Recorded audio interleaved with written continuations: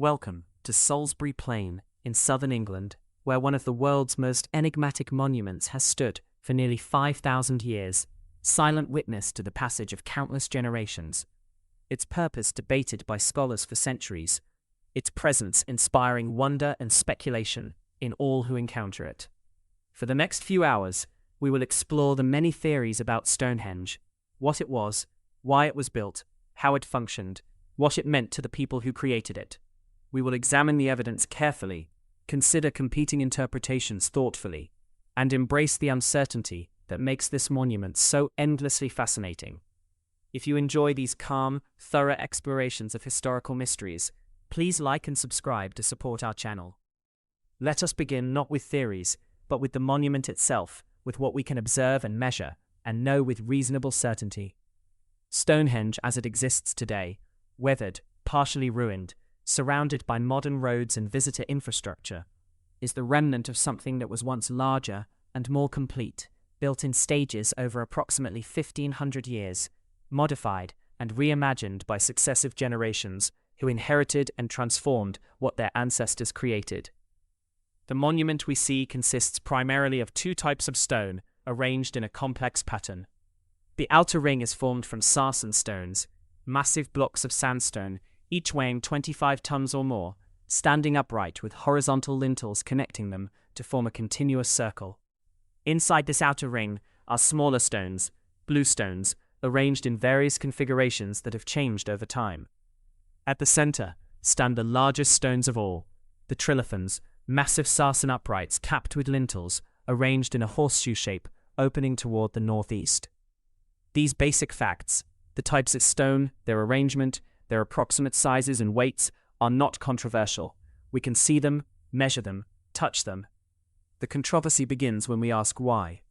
Why did people invest enormous labor in moving these stones from distant sources, in shaping them, in erecting them in this particular arrangement, on this particular spot? What purpose did this monument serve that justified the extraordinary effort its construction required? Before we explore the theories, let us understand the scale of what was accomplished. The sarsen stones came from the Marlborough Downs, approximately 25 kilometers to the north. Each stone weighs 25 to 50 tons. Moving them would have required hundreds of people pulling in coordinated effort, using wooden rollers or sledges, progressing perhaps a few kilometers per day, taking weeks or months to transport each stone. Dozens of stones were moved this distance, a collective effort representing perhaps millions of person-hours of labor. The blue stones present an even greater mystery of transportation. These stones, smaller than the sarsens, but still weighing several tons each, originated in the Preseli Hills of Wales, over 200 kilometers from Stonehenge. How they were transported remains debated. Did people move them overland, an almost unimaginable feat? Did they transport them by water, along the coast and up rivers, reducing the overland distance? Did glaciers carry them much of the way, leaving them scattered across the landscape for people to collect?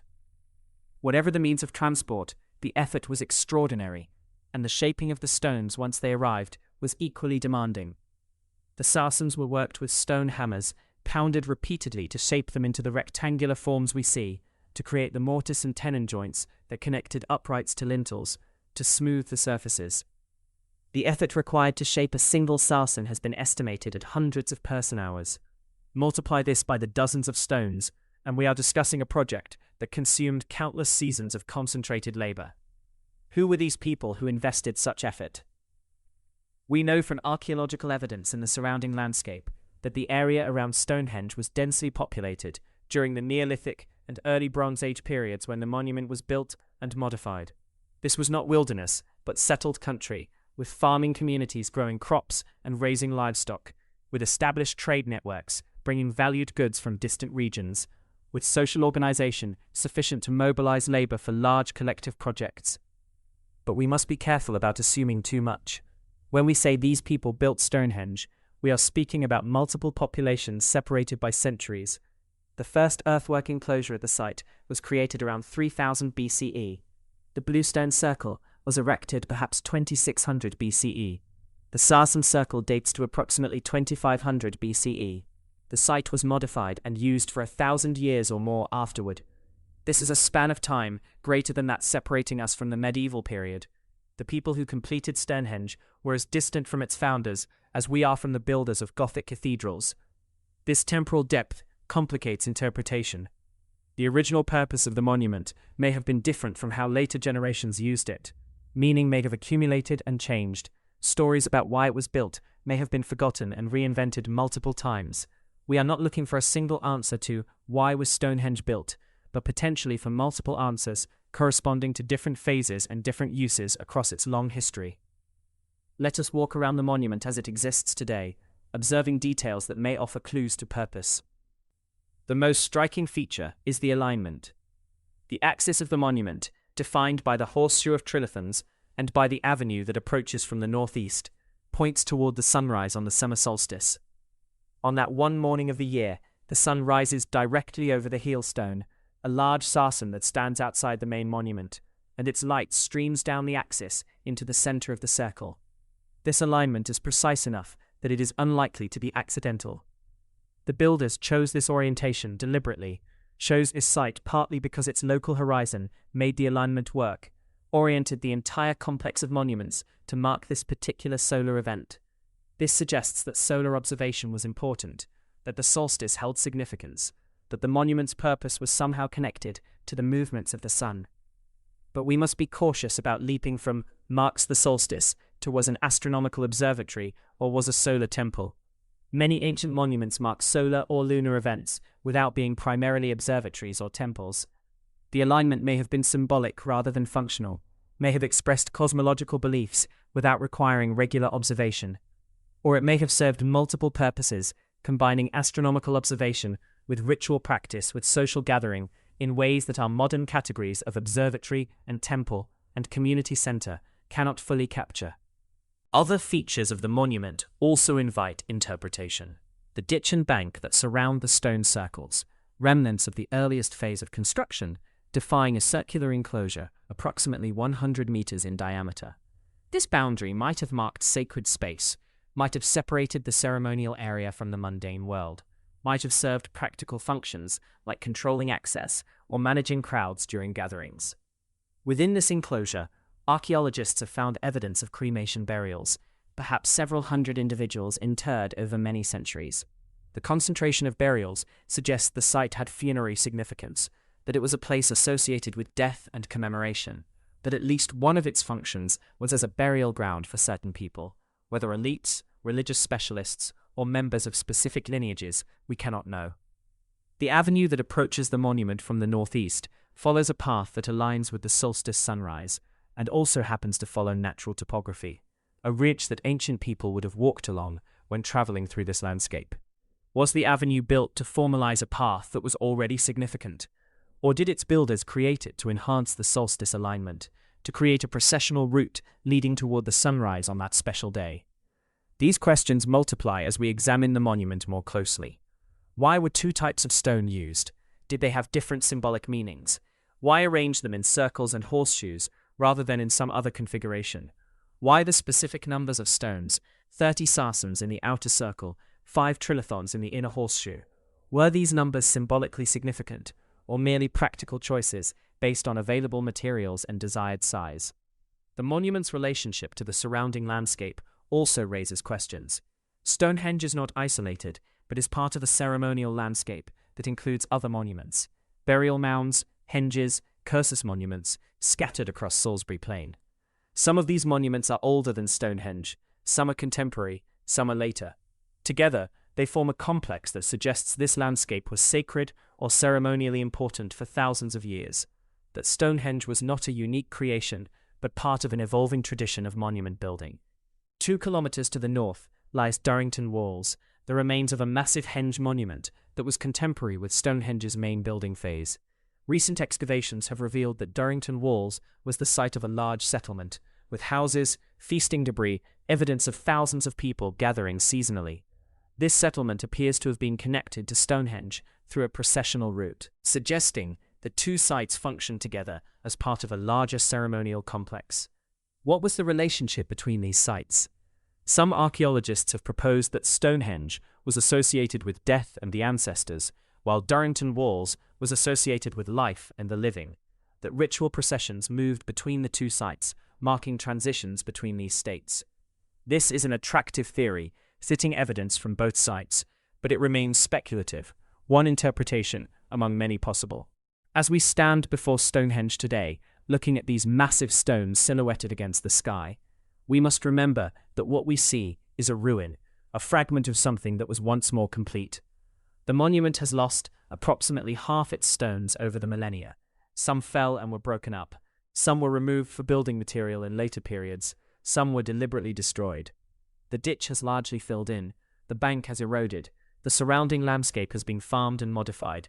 We are seeing the bones of the monument, not its living form. And we are seeing it stripped of the context that would have made its purpose clear to its builders. We do not see the ceremonies that took place here, the crowds that gathered, the beliefs and stories that gave the monument meaning. We do not hear the language spoken by the people who built it, do not know their names for the stones or for the monument itself, do not know what myths or histories they told about it. All we have are the stones themselves, massive, silent, enduring, and the traces left by the people who built and used the monument, the post holes and cremation pits and discarded tools that archaeologists have painstakingly uncovered and studied. From this fragmentary evidence, scholars have constructed theories about Stonehenge's purpose, theories that we will now explore, examining the evidence for each, considering their strengths and weaknesses, embracing the uncertainty that is intrinsic to interpreting the distant past. One of the oldest and most persistent theories about Stonehenge is that it functioned as an astronomical observatory, a sophisticated instrument for tracking the movements of the sun, moon, and perhaps other celestial bodies, allowing its builders to predict eclipses, to mark the seasons, to maintain complex calendrical systems. This theory has deep roots in Stonehenge scholarship. In the 18th and 19th centuries, antiquarians noted the monument's solstice alignment and speculated about astronomical purposes. In the 1960s, the astronomer Gerald Hawkins used computer analysis to identify numerous astronomical alignments within the monument's architecture, arguing that Stonehenge was a Neolithic computer capable of predicting eclipses and tracking complex lunar cycles. Hawkins's work generated enormous interest and controversy. His central claim was that many of the key positions within Stonehenge, the stones themselves, the posts that once stood in certain post holes, the gaps between stones, aligned with significant astronomical events, the rising and setting of the sun at the solstices, the rising and setting of the moon at its major and minor standstills, various stellar risings. He counted 56 Aubrey holes, circular pits in the ditch, and proposed they were used as a counting mechanism for predicting eclipses, which occur in cycles of approximately 56 years. The appeal of this theory is obvious. It portrays Neolithic people as sophisticated astronomers, capable of complex mathematical thinking, making careful observations over generations to discern patterns in celestial movements. It gives Stonehenge a clear, rational purpose, not mysterious ritual, but scientific observation. It suggests a continuity between ancient stargazers and modern astronomers, making the builders of Stonehenge seem more like us, more understandable. But the theory faces significant challenges.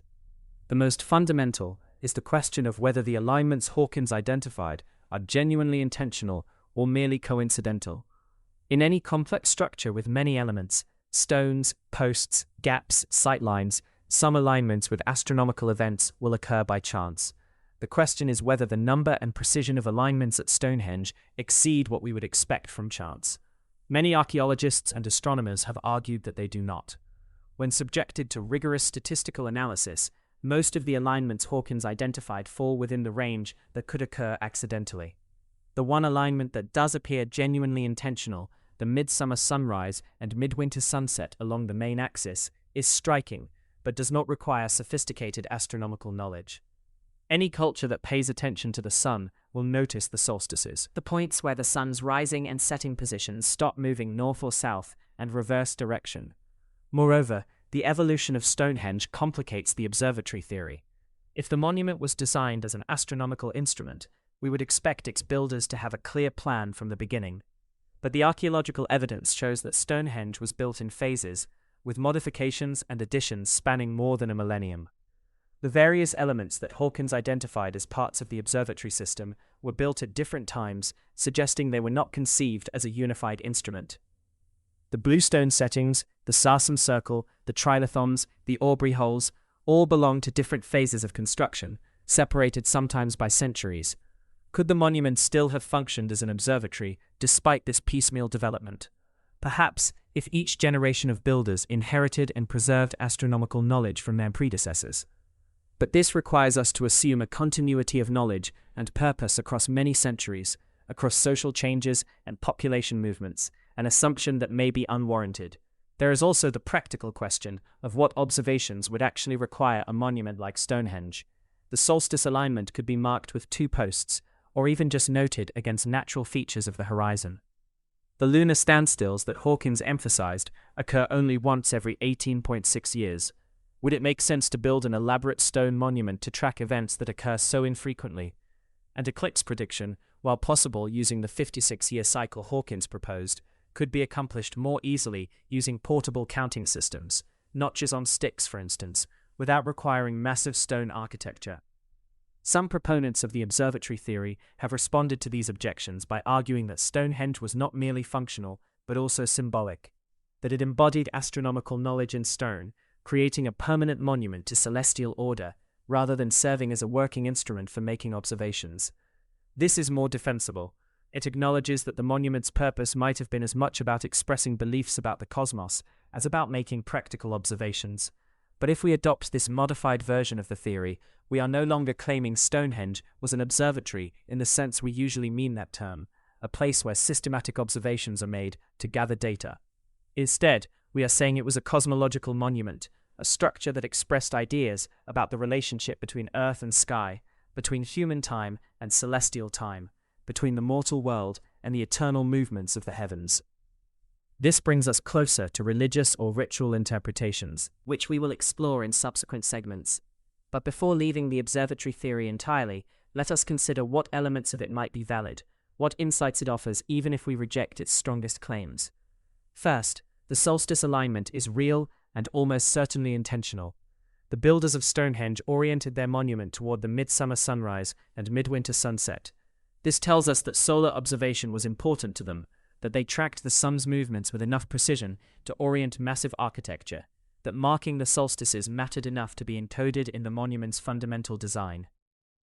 Second, the people who built Stonehenge were capable of careful observation and long-term planning. Moving and erecting these massive stones required engineering knowledge, understanding of leverage and weight distribution, ability to organize and direct large groups of laborers. These were not simple-minded primitives, but people with sophisticated technical abilities. It is not unreasonable to think they also possessed sophisticated astronomical knowledge. Third, the monument's long use suggests it remained meaningful across many generations. Even if its original purpose was forgotten or transformed, people continued to value the site, to visit it, to modify it. This enduring significance might relate to its astronomical alignments. Perhaps the solstice sunrise continued to be marked here, even after the reasons for doing so had changed or been forgotten. But we should resist the temptation to make Stonehenge's builders into ancient scientists, to impose our categories of observatory and astronomical calculation on people whose understanding of the sky may have been very different from ours. For modern astronomers, the heavens are a mechanical system, governed by physical laws, predictable through mathematics. For Neolithic people, the sky may have been alive and souled, the movements of sun and moon, the actions of divine beings, or the visible manifestations of cosmic forces. When they aligned Stonehenge toward the midsummer sunrise, they may not have been thinking, "We are marking the moment when the sun reaches its northern extreme in its annual cycle." They may have been thinking, "We are honoring the sun god at the moment of his greatest power," or "We are creating a doorway through which the sun enters our world," or "We are imitating the sacred mountain where the sun is born each year." The orientation is the same, but the meaning could be entirely different. This is why the observatory theory, in its strong form, is probably inadequate. It explains the what, the solstice alignment, the careful positioning of stones, but it struggles to explain the why. Why would astronomical observation require such massive architecture? Why build in stone rather than using simpler, more flexible methods? Why concentrate so much labor and resources on this single site rather than distributing astronomical monuments more widely? These questions suggest that Stonehenge's purpose was not primarily practical or scientific, but symbolic and ceremonial. The stones were not just marking the solstice, they were making a statement about the solstice's importance, about the community's relationship with celestial powers, about permanence and continuity across generations. The monument was a place where people gathered not just to observe the sun, but to participate in rituals, to honor the gods or ancestors, to reaffirm their identity as a community. Let us consider one final aspect of the observatory theory, the question of knowledge transmission. If Stonehenge embodied sophisticated astronomical knowledge, how was that knowledge preserved across the centuries? Stonehenge was built before writing existed in Britain. All knowledge was oral, transmitted through memory and teaching, vulnerable to being lost if not regularly practiced and passed on. Some researchers have proposed that specialized religious or astronomical specialists maintained this knowledge, similar to how Druids in later Celtic society preserved traditional lore. These specialists would have studied the sky, memorized the complex cycles, performed calculations using memorized systems, and taught their successors. The monument itself would serve as a physical embodiment of this knowledge, a living repository of oral tradition, where generations of practitioners could gather and pass on knowledge. A teaching tool as well as an instrument. This is plausible, but it adds layers of social complexity that the observatory theory often overlooks. If specialist knowledge keepers existed, they had social roles beyond being astronomers. They were probably religious figures, ritual specialists, people with authority derived from their connection to sacred knowledge. Their astronomical expertise would have been intertwined with other forms of power and prestige. And this brings us back to the fundamental point. Separating astronomy from religion or ritual may be impossible for Neolithic Stonehenge. The sky was sacred. Tracking its movements was a religious act. Building a monument to mark celestial events was creating a temple as much as an observatory. The categories blur and merge, suggesting we need more nuanced theories that can accommodate multiple overlapping purposes. If Stonehenge was not primarily an observatory, or not merely an observatory, perhaps it was a temple, a sacred place where religious ceremonies were performed, where people came to honor gods or ancestors, where the boundary between human and divine was negotiated through ritual action. This theory has strong archaeological support. The evidence for ritual activity at Stonehenge is substantial and diverse. The cremation burials within the monument, numbering perhaps several hundred individuals, suggest it was a place associated with death and the afterlife. The seasonal gatherings evidenced by animal bones and feasting debris at nearby Durrington Walls, which was connected to Stonehenge through a processional avenue, suggest ceremonial occasions bringing together large numbers of people. The very design of the monument supports a ritual interpretation, the concentric circles of stones creating closed spaces, separating inner from outer, sacred from profane. The massive trilithons framing the central space create a sense of monumentality and grandeur appropriate to a temple. The avenue approaching from the northeast provides a processional route, a path along which ritual participants could approach the sacred center, their movement choreographed and directed by the landscape itself. Many researchers now envision Stonehenge as the center of a ceremonial complex that included multiple monuments and gathering places spread across Salisbury Plain. In this interpretation, the landscape itself was sacred, with Stonehenge occupying the most important position within a network of sites connected by ritual practice and mythology. What rituals might have been performed here? This is where the evidence becomes more speculative, but we can make educated guesses based on what we know about the monument, about Neolithic society more broadly, and about ritual practices in other traditional societies. The solstice alignment suggests solar ceremonies.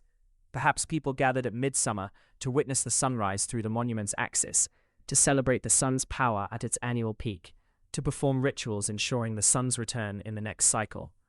The midwinter sunset alignment might have been equally or more important. Some researchers argue that winter solstice ceremonies, focusing on death and renewal, on the sun's rebirth after its darkest moment, may have been central to Stonehenge's purpose. The cremation burials suggest ancestor veneration, Perhaps Stonehenge was a place where the dead, or certain privileged dead, were brought to be cremated, their remains then interred within the sacred enclosure, binding them permanently to this sacred place. The ancestors, present in the stones and in the earth, could be honored, consulted, perhaps believed to mediate between the living and the divine. The gathering of large numbers of people from across a wide region suggests communal ceremonies that reinforce social bonds and collective identity. Neolithic Britain was not politically unified. There were no kingdoms or states, but communities were connected through kinship, trade, and shared cultural practices. Stonehenge may have been a place where these dispersed communities came together periodically, reaffirming their connections through shared ritual, through feasting and gift exchange, through the collective labor of maintaining and modifying the monument. Some researchers have proposed that Stonehenge was a healing temple, a place where the sick or injured came seeking cures. This theory is based partly on evidence that some of the burials show signs of disease or injury, and partly on later folklore that attributed healing properties to the stones. While intriguing, the healing temple theory remains speculative. We have no clear evidence of how healing rituals might have been performed, or why Stonehenge would be particularly associated with healing rather than with other forms of divine intervention. Another theory suggests Stonehenge was a place of the dead, contrasting with nearby Durrington Walls as a place of the living. In this interpretation, proposed by archaeologists Mike Parker Pearson and colleagues, Stonehenge's stone circles represented permanence and death, while Durrington Walls' timber circles represented impermanence and life. Ritual processions moved between the sites, perhaps accompanying the dead on their journey from the world of the living to the realm of the ancestors. This theory is supported by fascinating details. The houses at Durrington Walls have floors that appear to have been kept scrupulously clean, suggesting they were special-purpose structures rather than ordinary dwellings, perhaps houses for the spirits of ancestors during festivals when the dead were believed to visit the living. The avenue connecting Durrington Walls to the River Avon and another avenue connecting Stonehenge to the river suggest water transport between the sites, perhaps funeral processions moving the dead from one sacred space to another. The stone versus timber symbolism is compelling. Stone endures, timber decays. Stone is cold and hard, timber is warm and organic. If Neolithic people recognized these contrasts and gave them symbolic meaning, stone for the eternal ancestors, timber for the temporary living, then the choice to build Stonehenge in stone while building other monuments in timber becomes meaningful, not just a practical decision, but a theological statement. But we must be cautious about overinterpreting. The stone versus timber distinction might have been primarily practical. Stone monuments were more difficult and expensive to build, appropriate for the most important central site, while timber was adequate for subsidiary sites. The symbolic meanings we read into these choices might be our projections rather than reflections of ancient thought. The ritual center theory also must grapple with the question of change over time. Stonehenge was used for approximately 1,500 years. Did its ritual purpose remain constant across this entire period, or did it evolve as societies changed? The archaeological evidence suggests significant changes in how the monument was used over its history. In its earliest phase, it was primarily a burial ground, with cremations placed in the Aubrey holes and around the enclosure. In its middle phase, when the blue stones and sarsen circles were erected, burial activity decreased, suggesting a shift in purpose. In its later phases, the monument seems to have been little modified, suggesting it had become a relic, important because of its antiquity and associations, rather than because of active ritual use. This pattern of change is common with sacred sites. A place becomes sacred for one reason, attracts ritual activity, accumulates meaning and prestige, and then continues to be considered sacred, even after the original reasons are forgotten or the social context has changed. Medieval Christians built churches on pagan sacred sites, not because the sites were inherently holy, but because they were already recognized as sacred places, and that recognition endured even as the specific beliefs changed. Stonehenge may have undergone similar transformations.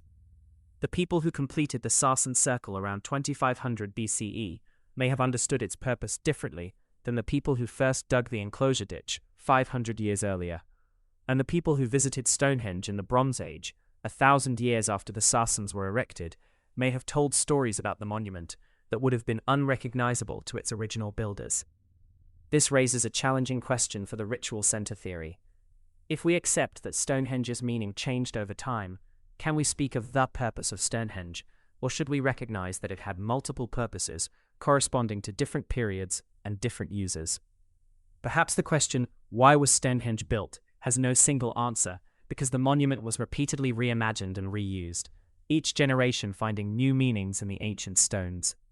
The ritual center theory is probably correct in its broad outlines. Stonehenge was a sacred place where religious ceremonies were performed, but this general statement conceals enormous complexity and uncertainty about the specific nature of those ceremonies, the beliefs they expressed, the social functions they served. We can say with reasonable confidence that Stonehenge was not a purely utilitarian structure. It was not a fortress or a marketplace or a dwelling. Its purpose was ceremonial, connected to beliefs about the cosmos, the gods, the ancestors, the sacred. But beyond this, we enter the realm of interpretation and speculation, of theories that fit the evidence but cannot be definitively proven. Segment 4. The Community Monument Theory, 1:30 till 2 o'clock. Some of the most recent thinking about Stonehenge emphasizes its social functions, not as a temple serving religious purposes in isolation, but as a monument that created and expressed community identity, that brought dispersed populations together, that marked the landscape as belonging to a particular people or confederation of peoples. This theory starts from the observation that building Stonehenge required enormous collective labor. Moving and erecting the stones, shaping them, arranging them in their complex patterns, all of this was work that far exceeded what any single family or even any single village could accomplish. It required the cooperation of many communities, the mobilization of hundreds or thousands of people, the organization of labor on a scale that implies sophisticated social coordination. Why would people invest this effort? The traditional answer is because their religion required it. But this begs the question of why their religion would require such enormous monuments. The community monument theory suggests a different answer. The monument itself, and the process of building it, created social bonds and collective identity that were valuable independent of any specific religious beliefs about the finished structure. Consider the logistics of building Stonehenge. Communities from across a wide region would need to contribute labor, some providing workers to haul stones, others providing food to feed the workers, others providing materials and technical expertise. This cooperation would require negotiation, agreement on common goals, mechanisms for resolving disputes, systems for coordinating effort across space and time. The process of building would create connections between communities, workers from different villages laboring side by side, feasting together, perhaps intermarrying, creating kinship bonds that linked their home communities. Leaders who could organize and direct such projects would gain prestige and authority. Specialists in stoneworking or engineering would be valued and might travel between communities sharing their expertise. In this interpretation, Stonehenge was as much about the building as about the finished product. The monument was a focal point for social cooperation, a reason for communities to work together, a physical embodiment of their collective identity and shared achievement. Just as medieval cathedral buildings served social functions beyond the religious purpose of creating a house of God, employing craftsmen, demonstrating civic pride, creating a landmark and gathering place, so Stonehenge may have served social functions beyond whatever ritual purposes it fulfilled. Archaeological evidence supports this interpretation. The landscape around Stonehenge shows signs of intensive activity during the monument's main construction phases. Temporary camps where workers lived, feasting debris suggesting large gatherings, pathways worn by the passage of many feet. The scale of activity suggests not a permanent population, but periodic gatherings, perhaps seasonal festivals when people from across the region converged on this spot. Durrington Walls, with its evidence of houses and feasting, may have been the residential and celebration component of these gatherings. Thousands of pig bones, showing evidence of butchery and consumption, suggest massive feasts. Analysis of pig teeth shows the animals came from diverse regions across Britain, implying people travelled long distances to participate, bringing animals to be slaughtered and consumed communally. These gatherings would have been occasions for more than just monument building or religious ceremonies. They were opportunities for trade, for arranging marriages, for settling disputes, for sharing information and news, for reinforcing alliances and negotiating relationships. The monument was the excuse and the focal point, but the gathering itself had value independent of the monument's religious or astronomical significance. Some researchers have suggested that Stonehenge marked territorial claims, a massive and permanent statement that this land belongs to our people. In this interpretation, the effort invested in the monument was comparable to the effort medieval societies invested in castle building or modern societies invest in national monuments. It was about power and prestige, about making claims that could not be ignored, about creating a landmark that would endure across generations as a reminder of who built it. This theory fits certain patterns we see in monument building across cultures. Monumental architecture often serves to impress and intimidate, to demonstrate the power and resources of those who built it, to make claims about territory and authority. The pyramids of Egypt, the ziggurats of Mesopotamia, the temples of Mesoamerica, all served religious purposes, but all also made statements about power and permanence. But the territorial theory faces challenges when applied to Stonehenge. Neolithic Britain appears to have been relatively egalitarian, without the kind of centralized political authority or sharp social hierarchies that characterize societies with monumental architecture used for political purposes. There is little evidence of warfare or fortification in this period, suggesting territorial disputes were not intense enough to require such dramatic statements of ownership. Moreover, the evidence for widespread participation in Stonehenge's construction, the diverse origins of the pigs consumed at feasts, the scattered sources of materials used in the monument, suggests the monument was built by a coalition of communities rather than by a single dominant group imposing its will. This collaborative character seems inconsistent with a monument built to claim territory or demonstrate the power of one group over others. A more nuanced version of the community monument theory suggests that Stonehenge marked not territorial claims, but cultural identity. The communities who built Stonehenge shared certain cultural practices, similar pottery styles, similar burial customs, similar religious beliefs that distinguished them from other populations in Britain. The monument created a physical center for this cultural identity, a place that was ours, not because we control the territory, but because we built it together, because our ancestors are buried here, because our stories and myths are encoded in these stones. This interpretation allows Stonehenge to be both religious and social, both temple and community center, without these purposes being contradictory. Religious beliefs provided the motivation and meaning for the monument, but the social functions, bringing people together, creating collective identity, marking the landscape, were equally important outcomes of the building process. The long-term use of Stonehenge supports this interpretation. The monument remained important for over 1,000 years, even as the societies that built it changed and evolved. This endurance suggests it became a traditional center, important not just for its original purpose, but because of its antiquity, because visiting it and maintaining it connected people to their ancestors, because it embodied continuity across generations. We see this pattern with national monuments in modern societies. The specific reasons for building monuments may be forgotten or become less relevant, but the monuments remain important as symbols of identity and continuity. Americans visit the Statue of Liberty not because immigration is actively on their minds, but because it symbolizes American identity. Similarly, later Bronze Age populations may have visited Stonehenge not because they fully understood or practiced the rituals of their Neolithic ancestors, but because the monument represented their heritage, their connection to the deep past.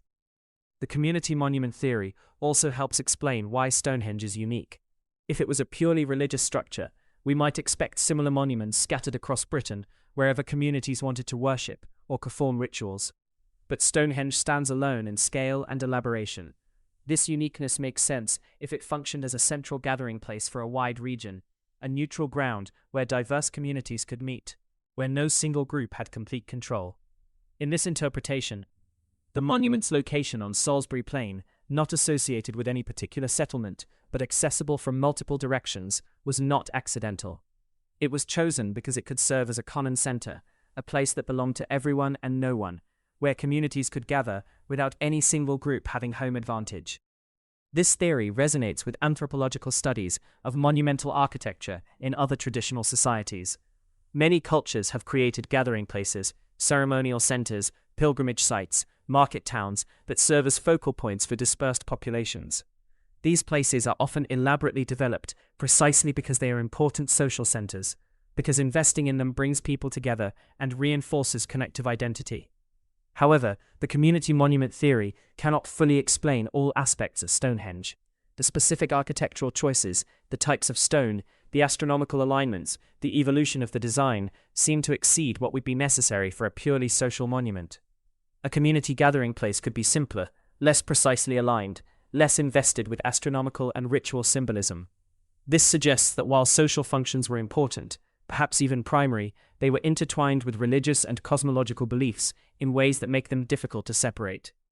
People came together to build Stonehenge, and this coming together had important social consequences, but they came together for religious reasons, to create a sacred space, to honor the gods or ancestors, to mark celestial events that held spiritual significance. The challenge is to develop theories that can accommodate this complexity, that recognize Stonehenge had multiple purposes that reinforced each other, that avoid reductive explanations that make it purely religious, or purely social, or purely astronomical. The monument was all of these things: temple and community center, and astronomical marker and territorial statement, with the various purposes so intertwined that separating them distorts our understanding. Beyond the mainstream scholarly theories we have discussed, observatory, temple, community monument, Stonehenge has inspired numerous alternative theories, ranging from the merely speculative to the wildly implausible. Before we dismiss these theories entirely, let us examine them. Consider what appeals they have, what grain of truth they might contain, and what they reveal about our relationship with mysterious monuments and the past. Perhaps the most famous alternative theory is that Stonehenge was built by extraterrestrials, or with extraterrestrial assistance. This theory, popularized by books like Erich von Daniken's Chariots of the Gods, suggests that the monument's construction was beyond the capabilities of Neolithic people, that the precision of its alignments and the sophistication of its engineering required advanced knowledge that could only come from technologically superior beings. This theory has no credible evidence supporting it, and is rejected by all serious scholars. Archaeological research has demonstrated that Neolithic people possessed the technical knowledge, tools, and organizational capacity to build Stonehenge without any supernatural assistance. Experimental archaeology has shown that moving and erecting the stones, while extremely labor-intensive, is entirely possible using Neolithic technology: wooden rollers, ropes, earthen ramps, and coordinated human labor. The astronomical alignments, while precise, are not so precise that they require advanced mathematical knowledge. The solstice-sunrise alignment can be established through simple observation, marking the sun's position on the horizon over several years. The supposed lunar alignments are less convincing and may be coincidental rather than intentional. So why does the alien theory persist despite lack of evidence? Partly because it flatters modern technological society. It suggests our ancestors were too primitive to accomplish great things without help from advanced beings like ourselves. Partly because it offers simple explanations for complex questions. Instead of wrestling with the uncertain evidence and multiple interpretations, we can simply say, aliens did it, and feel we have solved the mystery. But the alien theory also reveals something about human nature, our tendency to underestimate our ancestors, to assume that people without modern technology must have been unintelligent or uncreative. In reality, Neolithic people were as intelligent as modern humans, with brains and cognitive abilities identical to ours. They lacked our accumulated knowledge and technology, but they were perfectly capable of careful observation, sophisticated thinking, and remarkable engineering achievements. Another alternative theory suggests Stonehenge was built by refugees from Atlantis, bringing advanced knowledge from a lost civilization. This theory, like the alien theory, assumes that Stonehenge's builders could not have possessed the knowledge to create the monument themselves. And like the alien theory, it is rejected by scholars because there is no evidence that Atlantis existed. It appears to have been a fictional creation of Plato's, an allegory about the dangers of hubris, rather than a historical account of a real civilization. Some theories propose that Stonehenge had acoustic properties, that it was designed to amplify or modulate sound, perhaps as a place where sacred music or chanting was performed. There is some substance to this theory. Researchers have studied the acoustic properties of stone circles and found that they do create interesting sound effects, with echoes and reverberations that would enhance ritual performances. Whether these acoustic properties were intentional design features or happy accidents is unclear. It is plausible that builders noticed how sound behaved within stone circles and took this into account when designing Stonehenge, perhaps positioning stones to enhance certain effects. But it is also possible that any acoustic benefits were unintentional, a byproduct of building large stone structures in circular formations. The acoustic theory is not implausible in the way the alien theory is, but it struggles to explain why such massive stones would be necessary for acoustic purposes. Smaller stones or timber structures could create similar effects without requiring such enormous effort. This suggests that if acoustic properties were considered, they were secondary to other purposes. A persistent folk theory suggests Stonehenge was built by Merlin using magic, or that it was built by giants, or that the devil created it.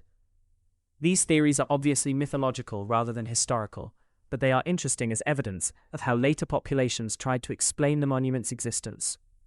If you lived in medieval Britain and encountered Stonehenge, already ancient, its builders long forgotten, how would you explain it?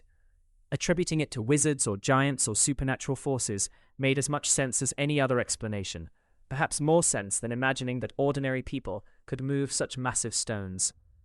These mythological explanations remind us that every generation reimagines Stonehenge according to its own understanding and concerns. Medieval people saw it through the lens of Christian mythology and Arthurian legend. 18th century antiquarians saw it as a druidic temple because druids were the most famous ancient British religious figures they knew about, even though druids lived much later than Stonehenge's builders. 20th century writers saw it as a computer or a spaceship landing site because they lived in an age of technology and space exploration. Our modern theories, observatory, temple, community monument, are equally products of our time and concerns. We value scientific knowledge, so we imagine Stonehenge as an observatory. We study social organization, so we see it as a community monument. We are interested in ritual and religion, so we interpret it as a temple. Future generations may develop entirely different theories, interpreting the monument through conceptual frameworks we have not yet imagined. Some alternative theories focus on Stonehenge's supposed healing or spiritual properties. These theories suggest that the site has special energy, that the stones emit vibrations or magnetic fields that affect human consciousness, that ancient people could sense these properties and built the monument to harness them. Scientific testing has found no evidence of unusual magnetic fields, radiation, or any other measurable physical properties that would distinguish Stonehenge from any other location. The energy that people report feeling at Stonehenge is likely psychological, a product of expectation, of the monument's impressive appearance, of the knowledge that this is an ancient sacred place. This psychological effect is real and significant, but it does not require any special physical properties of the site. However, we should not entirely dismiss the possibility that Neolithic people chose the site for reasons we do not understand.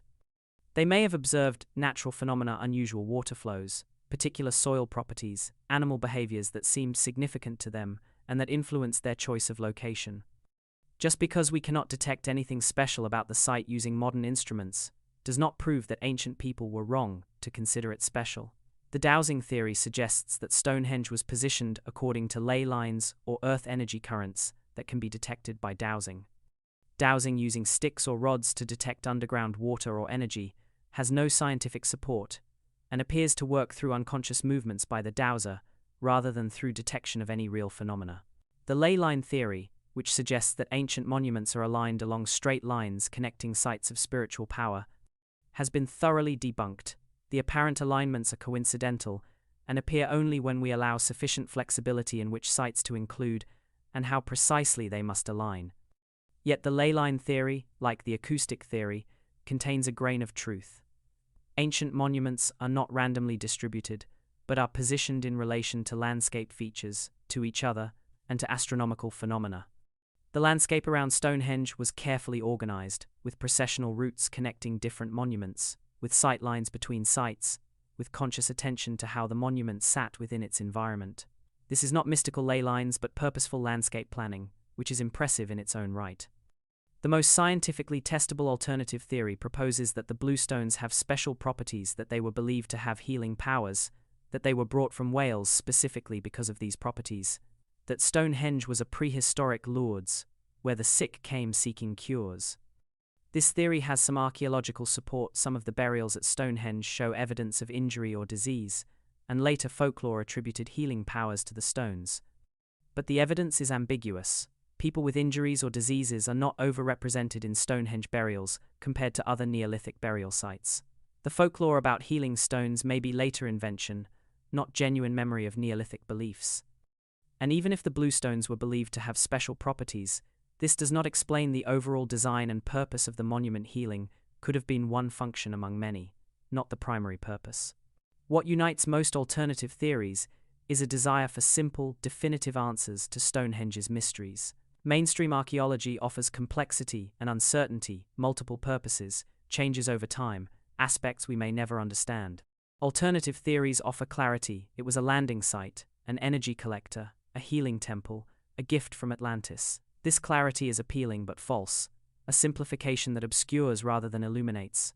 The most honest answer to why was Stonehenge built is, we are not certain, and we may never be certain. This uncertainty is uncomfortable, but it is inherent to interpreting the distant past. We have fragments of evidence, the stones themselves, archaeological finds, comparative studies of other monuments, but we do not have the voices of the builders, do not know their language, do not have their myths and stories and explanations. From these fragments, we construct theories, each highlighting certain evidence, each making assumptions about what mattered to Neolithic people, each influenced by our own concerns and perspectives. The theories we have explored, observatory, temple, community monument, are not mutually exclusive. Stonehenge was probably all of these things, with purposes and meanings that shifted across its long history of construction and use. As we conclude our exploration of Stonehenge's mysteries, let us reflect on what it means to encounter a monument that resists definitive interpretation, that remains mysterious despite centuries of study, that continues to inspire wonder and speculation, even as we accumulate more knowledge about it. Stonehenge is not unique in this respect. Many ancient monuments remain mysterious: the Nazca Lines in Peru, the Moai of Easter Island, the megalithic temples of Malta, the purpose and meaning of countless other archaeological sites. But Stonehenge has become emblematic of archaeological mystery, perhaps because it is so accessible, so visible, so iconic. It has become a symbol not just of Neolithic Britain, but of our relationship with the past, of the challenges and rewards of trying to understand people separated from us by thousands of years. What have we learned in our exploration of theories about Stonehenge's purpose? We have learned that the monument was complex and multifaceted, that it served multiple purposes that changed over its long history. We have learned that it had astronomical significance, marking the solstices with precision that was almost certainly intentional. We have learned that it was a sacred place, a site for rituals and ceremonies that probably involved death and commemoration of ancestors.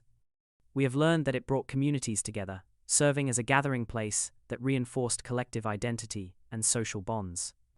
But we have also learned the limits of what we can know. We cannot know exactly what rituals were performed within the stone circles. We cannot know what myths and stories the builders told about the monument. We cannot know whether they understood the astronomical alignments in the same way we do, or whether they interpreted celestial movements through an entirely different conceptual framework. We cannot know how the monument's meaning changed across the 15 centuries of its use and modification. This uncertainty is not a failure of archaeology or scholarship. It is an inherent feature of interpreting the distant past, especially when dealing with pre-literate societies that left no written records. The stones are mute. They tell us where they came from, how they were shaped, how they were arranged, but they do not tell us why. That why must be inferred from context, from comparative studies, from careful analysis of associated evidence, always recognizing that our inferences are provisional and potentially incorrect. Modern archaeological methods have greatly increased our knowledge of Stonehenge. Excavation has revealed the monument's construction sequence, the types of activities that took place there, the origins of materials and people associated with it. Scientific dating techniques have established precise chronologies. Landscape archaeology has situated Stonehenge within its broader context of contemporary monuments and settlements. Chemical analysis has identified where people and animals came from, based on isotopes in their bones and teeth. All of this is remarkable progress, genuine increase in knowledge. We know vastly more about Stonehenge now than we did a century ago. But this increased knowledge has not eliminated mystery. In some ways, it has deepened it. We now know how complex the monument and its associated landscape were, how many generations contributed to its construction, how far materials and people traveled to participate in activities there. This complexity raises new questions, even as it answers old ones. Consider what recent research has revealed about the bluestones. We now know with considerable certainty that they came from specific locations in Wales, that they were shaped before being transported, that they were erected and re-erected multiple times in different configurations. This is fascinating, but it makes the central question, why go to such extraordinary effort to bring these particular stones from Wales, even more puzzling? If the stones were valued because of their geology or appearance, why not use local stones with similar properties? If they were valued because of their origin, what was special about that particular location in Wales? Some researchers have suggested that the bluestones came from a dismantled monument in Wales, that communities brought their sacred stones with them when they migrated, or that they transported stones from an ancestral homeland to create a new monument in a new territory. This is plausible and would explain the enormous effort of transportation, but it remains speculative. We have not found evidence of a comparable stone monument in Wales from the right period, though absence of evidence is not evidence of absence. Or consider the question of Stonehenge's relationship to other monuments in the region. We now know that Stonehenge was part of a complex ceremonial landscape with many monuments built over millennia. But how did these monuments relate to each other? Did they have complementary purposes, or were they alternatives, different communities building their own monuments? Were they all used simultaneously, or did some fall out of use as others were built? Did the landscape have an overall plan or meaning, or did it accumulate monuments opportunistically as different groups added their own contributions? These questions may never be definitively answered. We can propose theories, can argue for particular interpretations based on available evidence, but we cannot achieve the certainty that modern scientific thinking often demands.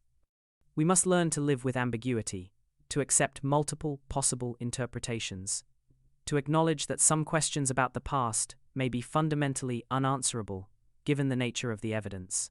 This is actually liberating rather than frustrating once we accept it. It means Stonehenge remains open to interpretation, continues to inspire new theories and new insights, never becomes fully explained, and therefore finished. Each generation can encounter Stonehenge fresh, can ask new questions, can develop new interpretations reflecting contemporary concerns and knowledge. It also means that experiencing Stonehenge is not solely, or even primarily, an intellectual exercise. The monument speaks to us not just through what we can learn about it, but through its physical presence, its scale and age and mystery.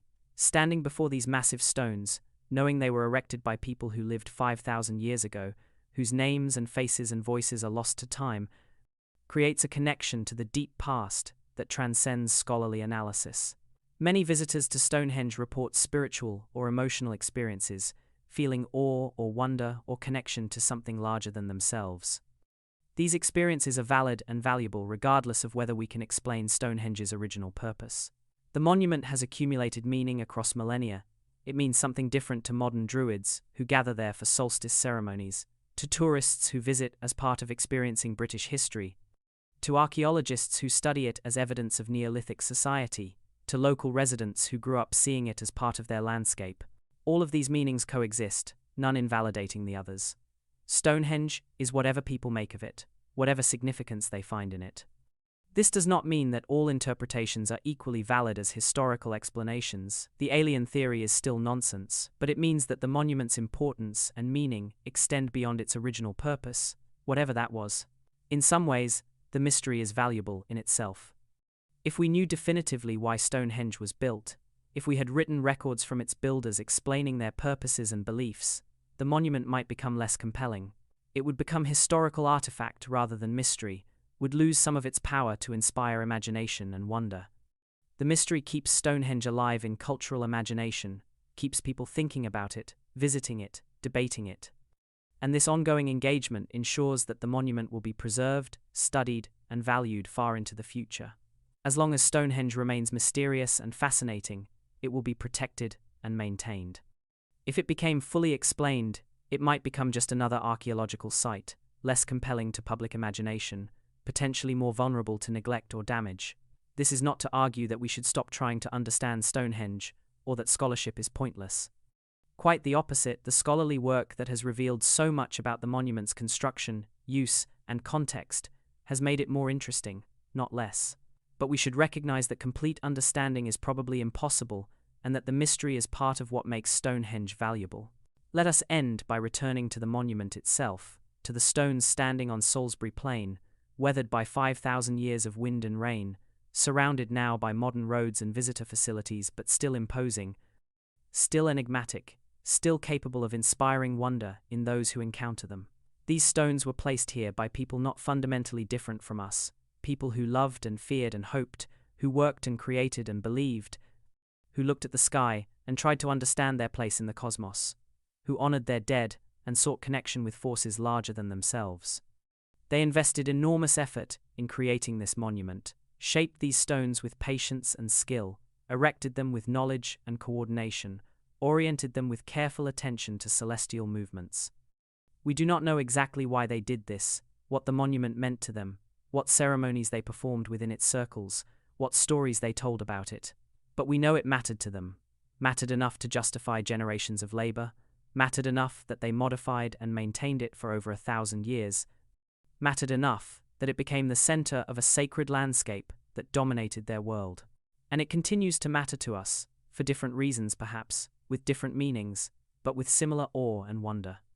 We are connected to those Neolithic builders through the stones they left behind, through our shared humanity, through the universal human impulse to create monuments that transcend individual lifetimes, that connect us to our ancestors and our descendants, that mark the landscape with our presence and our beliefs.